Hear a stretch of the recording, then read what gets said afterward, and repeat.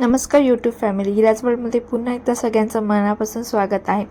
तर घरोघरी 3 दिवसाची माहेरवाशीण आपली गौराई आली आहे.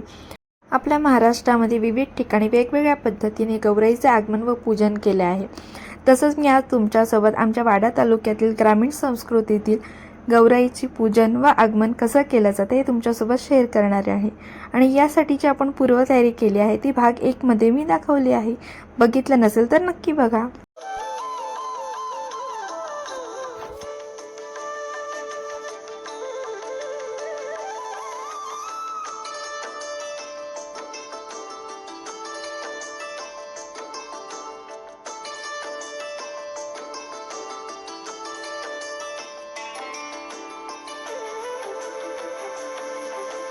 गौरीच्या पूजनासाठी सुपामध्ये 1 पायली तांदूळ काढून घ्यायचे आणि ते छान पसरवून त्यामध्ये आपण आणलेलं ओटीचं सामान ठेवून घ्यायचं. यामध्ये गूळ खोबरं, नारळ, वेणी, हार, हळदी कुंकू, आरतीचं ताट, 5 फळं हे सगळं सामान रेडी करून घ्यायचं.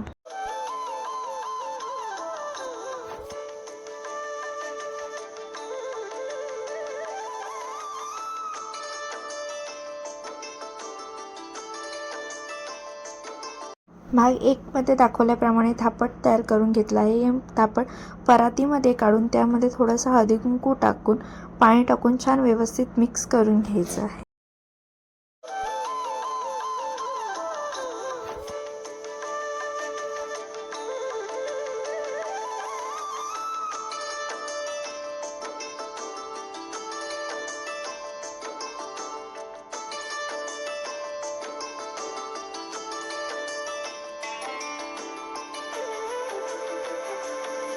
आमच्याकडे तेरड्याच्या फुलांची गौर बसवली जाते. घरात गौर आणताना तिचे पाय दुधाने व पाण्याने धुतले जातात. तिचे औक्षण केले जाते.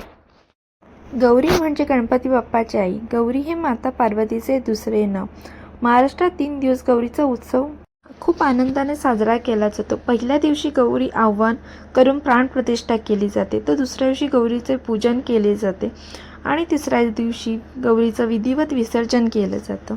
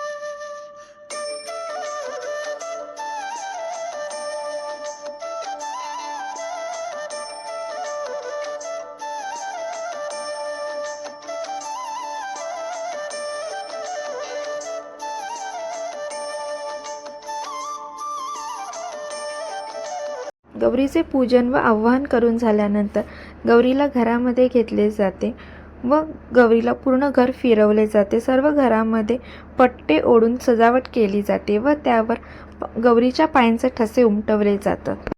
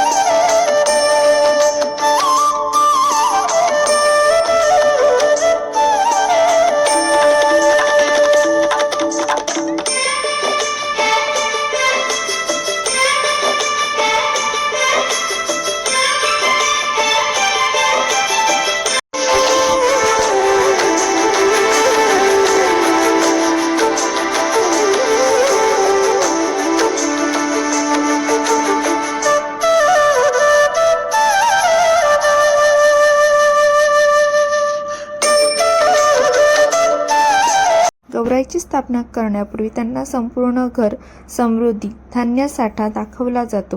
तेथे त्यांचा आशीर्वाद घेऊन ऐश्वर्य, सुख, शांती नांदो अशी प्रार्थना केली जाते. त्यानंतर गौरीच्या मुखवट्याला साडी, दागिने घालून आसनावर बसवले जाते व तिची पूजा करून त्यांना नैवेद्य दाखवला जातो.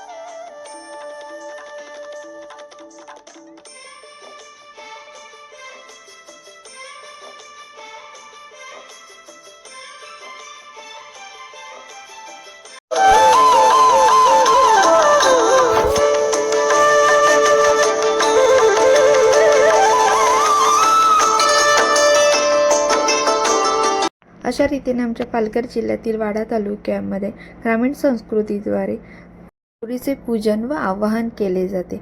अशाच नवनवीन व्हिडिओसाठी इराज वर्ल्ड या यूट्यूब चॅनलला लाईक, शेअर आणि सबस्क्राईब करायला विसरू नका.